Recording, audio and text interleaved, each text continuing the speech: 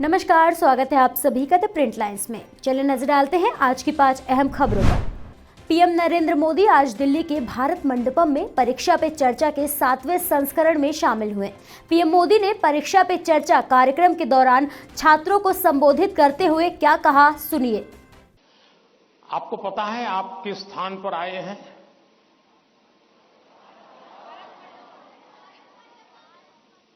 आप उस स्थान पर आए हैं जहां भारत मंडपम के प्रारंभ में दुनिया के सभी बड़े बड़े दिग्गज नेता 2 दिन बैठकर के यहां पर विश्व के भविष्य की चर्चा की थी। आज आप उस जगह पे हैं और आप भारत के भविष्य की चर्चा आज अपनी परीक्षा की चिंताओं के साथ साथ करने वाले हैं। और एक प्रकार से परीक्षा पे चर्चा ये कार्यक्रम मेरी भी परीक्षा होता है। और आप में से बहुत से लोग हैं जो हो सकता है कि मेरी परीक्षा लेना चाहते होंगे। कुछ लोग होंगे जेन्युइनली जिनको लगता होगा कि जरूर कुछ बातें ऐसी पूछी जाए जिसका समाधान खुद को भी मिले, औरों को भी मिले। विदेश मंत्री एस जयशंकर 29 जनवरी को गुजरात के नर्मदा में इंडियन होटल्स कंपनी लिमिटेड कौशल केंद्र के उद्घाटन समारोह में शामिल हुए। इस मौके पर उन्होंने क्या कहा, सुनिए। जब से ये स्टैच्यू ऑफ यूनिटी बना है कि इसका कितना प्रभाव हुआ है, कितनी बड़ी टूरिज्म डेस्टिनेशन बनी है। पहले अगल बगल के लोग आते थे, अब पूरे देश के लोग आते हैं यहाँ। अब लोग आते हैं यहाँ तो कम से कम 1 रात 2 रात तो रुकना भी चाहते हैं कि हम प्रोत्साहित करें होटल ग्रुप्स को, जो टूरिज़्म जो भी सुविधा लोगों को चाहिए कि जितना जल्द से जल्द वो बने, टूरिज़्म बढ़ेगी। और उसके लिए जैसे मैंने समझाया कि हमें वो लोग चाहिए कि अब इनका जो ट्रेनिंग अभी जो आप देख रहे थे, कुछ जो है फ्रंट ऑफिस का कोर्स, कुछ जो है फूड और बेवरेज उसकी सर्विंग कैसे करनी, और एक तो है कि पब्लिक को सुविधा मिले। पर उसका दूसरा पहलू ये भी है कि यहाँ के लोग जो हैं उनको भी लगना चाहिए कि जो भी प्रगति है उसके वो भी हिस्सेदार हैं, कि उनको भी लाभ हुआ। और जो लोकल बच्चे जो आते हैं उनको अवसर मिलना चाहिए। और हम बहुत खुशी की बात है जो मेरे साथी जो हैं उन्होंने चेक भी किया कि कौन कौन से गांव के हैं लोग।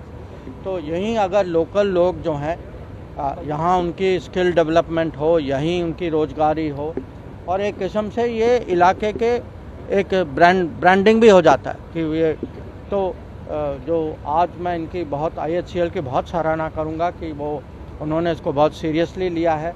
होटल भी बन रहा है, साथ ही साथ स्किल सेंटर भी बन रहा है, और ये अगले मुझे लगता है 1 साल के अंदर इसका पूरा परिणाम आप देख पाएंगे। सर, फॉरेन टूरिस्ट को बढ़ाने के लिए और क्या किया जाएगा? जैसे कि अभी इंडिया से तो ग्रोथ बढ़ रहा है टूरिस्ट का, फॉरेन टूरिस्ट जैसे बढ़े और ज़्यादा है तो इस तरह से बहुत कम आ रहे हैं अभी। नहीं, ऐसा है कि टूरिज़्म जो है पहले तो इंडियन टूरिस्ट आएंगे, ये तो स्वाभाविक है।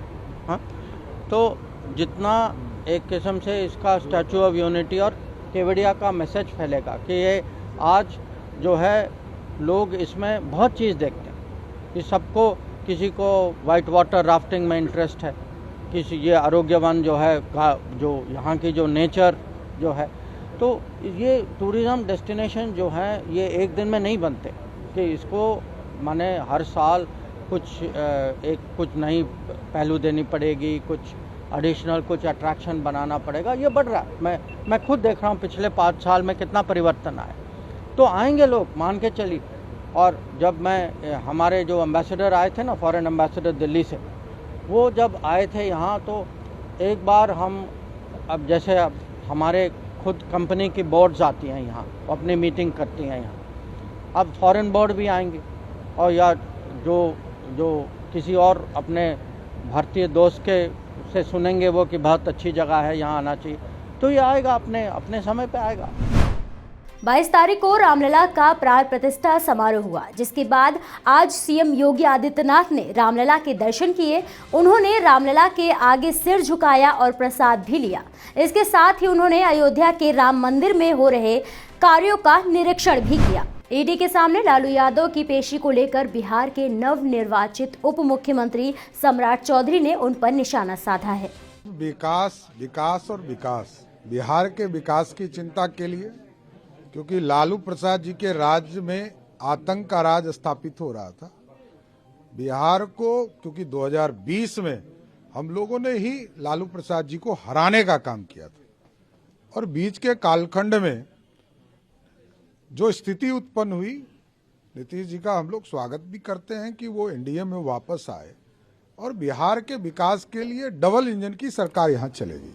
दूसरी तरफ आज पूछताछ है, ईडी पे दफ्तर पे बुलाया गया, सम्मन किया वो गया। लालू जी का गहना है। कह रहे हैं कि राजनीति हो रही है, नहीं, आपको परेशान किया अच्छा, जा रहा है। एक चीज आप समझिए, लालू जी ऐसे नेता हैं जो स्वयं मुख्यमंत्री थे और उनकी पार्टी के प्रधानमंत्री हुआ करते थे, देवगौड़ा जी और इंद्र कुमार गुजराल जी। उनकी पार्टी ने सीबीआई जांच कराकर उनको जेल में डाला। उनकी पार्टी ने, किसी दूसरे पार्टी ने नहीं किया है। ये एकदम गलतफहमी निकलवा दीजिए लोगों को कि लालू जी जब रेल मंत्री हुए तो गरीबों को जो नौकरी मिलना था उसके बदले जमीन लेने का काम किया, जमीन घोटाला किया। दूसरा, जब वो मुख्यमंत्री थे तो चारा खा गए। तो देश की जनता जानती है ये भ्रष्टाचारी लोग हैं, भ्रष्टाचार इनके लिए गहना है। और बिहार के युवा को हमारे छोटे भाई तेजस्वी यादव ने क्या सीख दिया ये हमको नहीं पता है, लेकिन मैं जरूर ये आग्रह करूंगा तेजस्वी यादव जी से कि उनको ये मैकेनिज्म बिहार की जनता को बताना चाहिए कि 1.5 साल की उम्र में करोड़पति कैसे बना जाता है। ये मैकेनिज्म लालू प्रसाद जी का परिवार बता दे, हम लोग सारे लोग उनके साथ खड़े हो जाएंगे। सिर्फ 1.5 साल की उम्र में करोड़पति कैसे बन सकते हैं ये बताएं। रामनगरी अयोध्या में इन दिनों राम भक्तों का विशाल जन समूह उमड़ा हुआ है।